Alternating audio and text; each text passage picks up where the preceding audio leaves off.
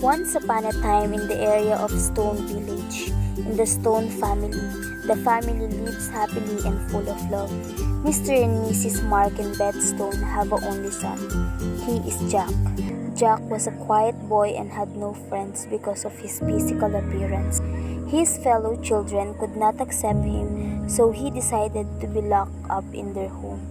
He just picked up out of their window because he couldn't think of anything to do to make friends. One morning, he thought of going to the seaside to be able to think and get away from people who would not accept him. But in an unexpected time, he was accidentally thrown under the sea.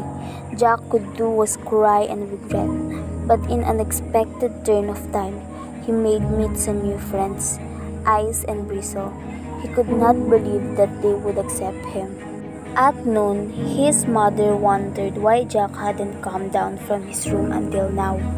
So she decided to pick it up. But she was shocked because Jack was not in his room. He hurried downstairs and told father of Jack that Jack was missing. Jack's parents went to the police station to report because their son Jack was missing. Parents of Jack also go and search. They go to cities, schools, malls, and seasides where Jack often hung out when he wants a lonely and quiet place. Until dinner comes, Jack had not been found. The next day, they started looking for their son Jack again. On the other hand, Jack still can't believe that he will have a friend because of his exile at the sea. The child could not explain how happy he was because he already had friends who would accept his whole being.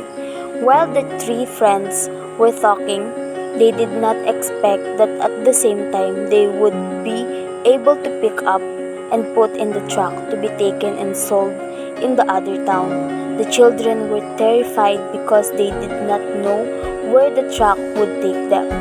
The truck stopped and slowly dropped the kids. The joy and happiness of Jack's parents can explain because they already found their son Jack. Jack introduced to his parents his new friends Ice and Bristle. The Stone family lived happily ever after. And for the moral lesson of this story, friendship is the hardest thing in the world to explain. It's not something you learn in school, but if you haven't learned the meaning of friendship, you really haven't learned anything. A good friend is like a four-leaf clover, hard to find and lucky to have. True friends are never apart, maybe in distance, but never in heart.